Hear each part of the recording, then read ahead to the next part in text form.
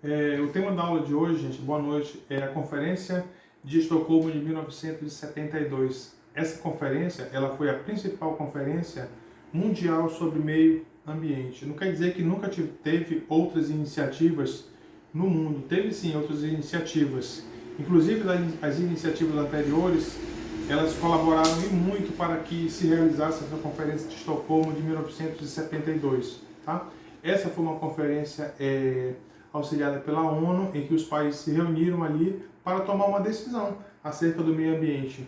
No caso, tudo aquilo que se tratava anteriormente de meio ambiente era tudo de forma física, de forma, vamos dizer, material.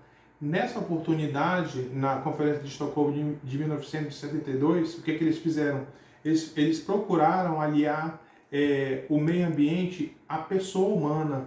Verificaram que a preservação do meio ambiente estava totalmente ligada à preservação da vida humana, tá?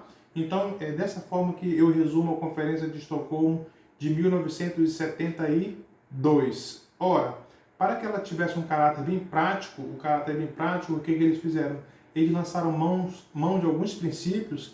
Quais princípios? Esses princípios que vocês têm aí na sala de vocês, no Google, esses princípios, eles demonstram de que forma essa conferência procurou aliar mais a questão do meio ambiente à pessoa humana. Repito, essa conferência ela procurou aliar muito mais o meio ambiente à pessoa, tá? Não é um estudo de ciência puramente, né? É um estudo em que a pessoa alia o meio ambiente à nossa sobrevivência, né? Vê a relação dela com o meio ambiente, vê a relação, logicamente, com o meio ambiente tem total relação. Vê a relação dela com o desenvolvimento humano, com a vida, com a fome, com o desenvolvimento econômico também, por que não? Então é dessa forma. Tem uma questão, uma frase boba, mas que resume muito bem essa questão. Assim, é mais ou menos assim, tá bom? Até para a gente entender um pouco. Você é inteligente quando você sabe que o tomate é uma fruta, correto? O tomate é uma fruta. Mais sabedoria é saber que você não coloca o que? O tomate aonde? Na salada de fruta. Vocês estão entendendo? Então, olha só. Qual é a relação que eu faço dessa frase? E não é autoajuda, não. O que eu quero dizer com isso? A gente entende o meio ambiente de uma forma, a sua parte física, mas também a sabedoria.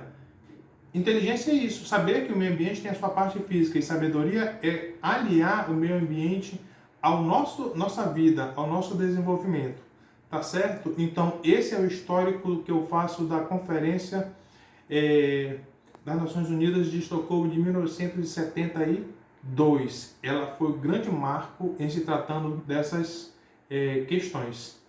Guardem essa data, em 1972. A gente vai verificar que de 10 ou 20 anos, essas discussões elas sempre vêm à tona. Façam a conta, a Conferência do Rio de 1972, ora, 20 anos depois, né? Façam mais ainda a conta, 92, 2002, 2012. O que ocorreu em 2012? A Conferência Rio mais 20, né? Que eu até me candidatei para ir para essa conferência, mas não consegui passagem em 2012. O que eu digo isso? Essa data é importante para a gente verificar o tempo de quê? De discussões, né? Não que as discussões se deem apenas de 10 em 10 anos ou de 20 em 20 anos, mas que, independente do ano, é um tempo propício e até interessante para se reunir de vez em quando para tratar dessa questão. Tá certo, gente? Olha só, eu vou trazer para vocês o seguinte. Basicamente, a conferência ela trata de quê? De alguns pontos específicos. Primeiro ponto a proteção, o meio ambiente como direito humano. Vamos lá? O meio ambiente como direito humano. Quem é que está aqui na minha mão, gente? É o livro Direito Ambiental, aquele nosso material lá. A minha esposa que está filmando aqui para mim, ela vai mostrar para vocês o livro, tá bom? Vamos lá. Bom, beleza? Esse aqui, gente, olha só. O meio ambiente como direito humano. O que significa o meio ambiente como direito humano? Pensa um pouquinho. Ora, gente, todo mundo tem direito de tomar um banho na Ponta Negra, não tem? Qualquer pessoa pode tomar um banho na Ponta Negra. Por quê? Porque é um direito natural. Agora, logicamente que muitas pessoas não querem, porque está poluída por muitas questões. Ora, mas esse não é um direito natural? É um direito natural. As pessoas têm direito. É como se fosse um direito divino, um direito de homem.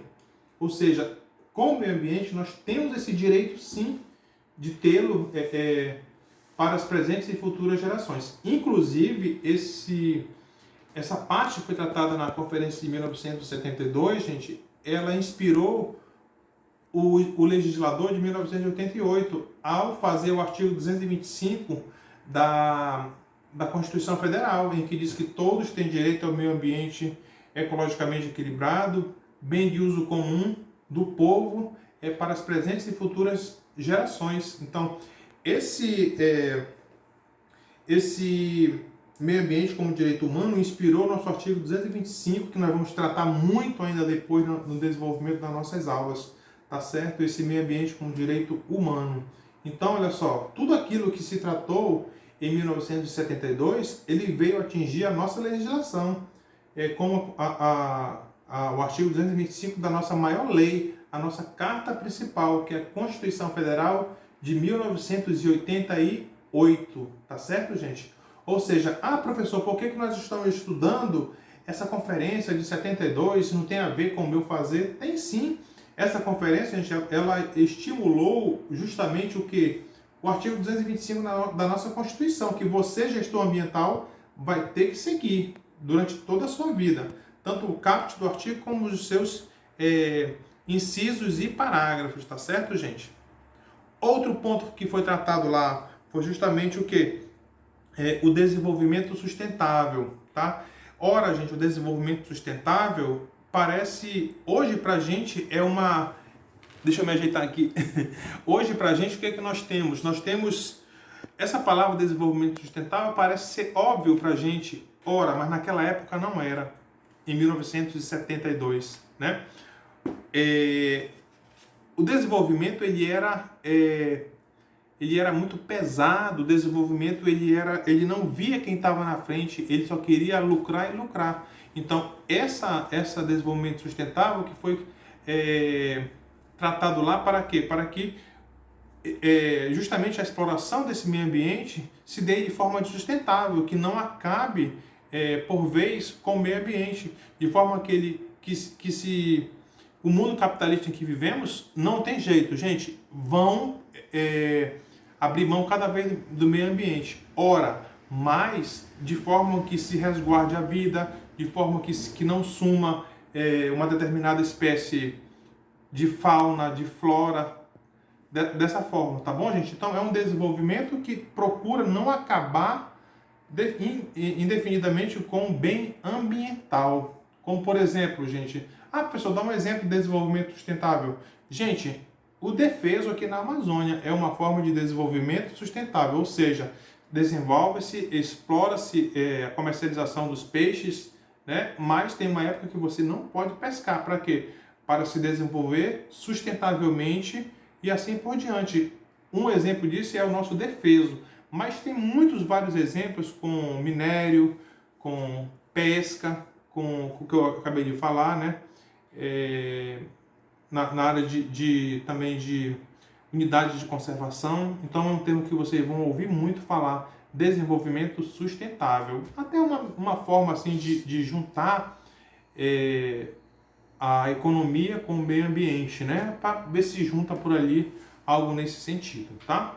Vamos para o terceiro ponto, foi justamente a proteção da biodiversidade. Essa proteção da biodiversidade está bem ligada com o outro tema anterior, de desenvolvimento sustentável. A proteção da biodiversidade, gente, biodiversidade não significa que é só dos animais também, mas da fauna, logicamente, animal, fauna, da flora, né, para que justamente se dê continuidade, que se perpetue o meio ambiente. Tá ok? Próximo ponto que é tratado também é a luta contra a poluição. Ora, gente, essa luta contra a poluição, ela como é que eu posso dizer assim, é um mantra que vai se seguir com o passar dos tempos, né, para fazendo com que tenha o quê? Vários outros encontros mundiais para se preservar o meio ambiente na luta contra a poluição, como, por exemplo, o protocolo de Kyoto, né? Que muitos países não assinaram, né? Esses protocolos para diminuir a poluição, ok? Foi um ponto tratado lá também. Outro ponto foi o combate à pobreza. Gente, combate à pobreza também é questão de meio ambiente, né? Também, porque todo mundo usa o meio ambiente, mas no final das contas quem é que sofre mais? É o pobre ou é o rico? Ora, gente, é o pobre, né? Então, combatendo a pobreza, você também combate também a exploração ao meio ambiente. Não estou dizendo, gente, que quem explora o meio ambiente é o pobre. Não, vocês sabem que quem explora na sua maioria é o rico, né? Logicamente, que é o dono do capital. Mas combate à pobreza, combate a violência, preservação do ser humano com a educação, ele tende a preservar muito mais o meio ambiente. Outro tema vamos ver aqui, o planejamento. Gente, não dá para tratar a questão do meio ambiente sem planejamento. Planejar, você, lógico, como o nome está dizendo, você vê lá no futuro. Ao se planejar, se tem uma visão além do alcance, como diria aquele desenho, para quê? Para se verificar o que pode fazer, o que não pode, e tanto também até que ponto a gente pode ir também. Vocês verificaram o alcance dessa conferência? Ela foi bem ampla, ela não foi apenas material, não foi apenas de tratar de um ponto específico, não. Ela foi ampla, conforme vocês estão vendo. Outro ponto é o desenvolvimento tecnológico. Ora, gente, o desenvolvimento tecnológico, gente, ele ajuda sim a preservação do meio ambiente. Ao se tem o quê? Uma tecnologia muito mais eficaz. Uma tecnologia eficaz, ele faz com que se descanse o solo, por exemplo. Uma tecnologia eficaz faz com que se resguarde mais alguns alimentos e não precise pegar a natureza de uma forma tão prejudicial, né? Então, a tecnologia, esse desenvolvimento tecnológico auxilia sim para a preservação do meio ambiente, tá? Outro ponto é a limitação à soberania territorial dos estados. Gente, parece ser um absurdo, né? Limitar a soberania territorial dos estados, mas conforme vocês mesmos estudaram já na sala de aula, a soberania dos estados, ela é, como é que eu posso dizer? Não é levada em conta quando um país prejudica o outro em se tratando de meio ambiente. A soberania daquele estado continua, né? Mas ele pode sofrer sim sanções pelo mal que causa a outro país. Então, olha só, não significa dizer que um país vai mandar no outro, mas quando se trata de questões ambientais, a soberania daquele estado que provocou um dano ambiental, ela é sim rebaixada para que se volte ao status quo ante, ou seja, para que se volte àquilo que era antes dele cometer o dano ambiental, tá bom? E nós estudamos isso em sala de aula. Vocês estão verificando que nós estamos fazendo um caminho, aquilo que nós tratamos nas últimas aulas, antes dessa quarentena, a gente já está utilizando agora, tá bom, gente? Outro ponto para finalizar, cooperação e adequação das soluções às especificidades dos problemas. Ora, gente, os países eles têm que se cooperar um com o outro, correto? Se um dano ambiental acontece num país, ele tem que automaticamente, através dessa cooperação, informar os demais. Para quê? Para que a gente já fique sabendo, né, das situações que a gente possa vir a atingir, né? E fazer troca de soluções específicas para cada situação, tá certo? Vou finalizando aqui esse vídeo. O que nós temos, gente? Nós temos o que? Essa conferência foi uma conferência não definitiva, não diria definitiva não, mas foi uma conferência que chegou para ficar, porque tratou a questão do meio ambiente de uma dimensão mais ampla, né? Nós, seres humanos, nós temos uma dimensão física, não temos?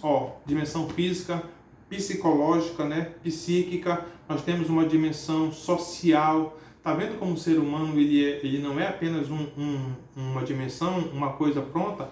O ser humano ele tem várias dimensões. O meio ambiente também atinge a nossa vida, atinge a parte física, mas atinge até algumas partes que são, como é que eu posso dizer, até sobrenaturais, porque a gente precisa daquele meio ambiente para sobreviver. Gente, essa é a Conferência de Estocolmo de 1972. Tá bom? Boa noite, até mais.